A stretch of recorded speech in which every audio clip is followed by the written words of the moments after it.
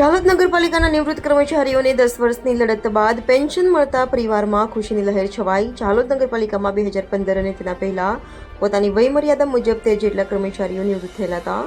નિવૃત્ત થયા બાદ પરિવારમાં રોજબરોજના ખર્ચ તેમજ પરિવારમાં આવી પડેલ બીમારીઓના ખર્ચ માટે પેન્શન પર આધારિત હતા. આ 13 કર્મચારીઓને નિવૃત્ત થયા બાદ નગરપાલિકામાં જે જરૂર હતી તે તમામ દસ્તાવેજ રજૂ કરી પેન્શન માટે માંગણી કરેલ હતી. પરંતુ આ 13 જેટલા કર્મચારીઓનું પેન્શન ચાલુ ન થતાં તેઓના પરિવારમાં હતાશા વ્યાપી ગઈ હતી અને આ 13 પરિવારોને કોર્ટના દરવાજા ખટખટાવવા પડ્યા હતા.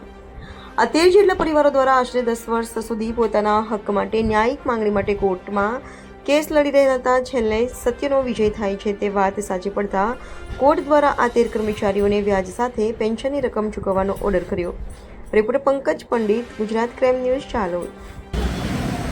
નગરપાલિકાના 13 કર્મચારીઓ 2015થી કોર્ટમાં લડત ઉપાડેલી નગરપાલિકાની વિરુદ્ધમાં, અને તે 13 કર્મચારીઓ લડત કરતાં એમને પોતાનો પેન્શનનો લાભ મળી ગયેલો છે.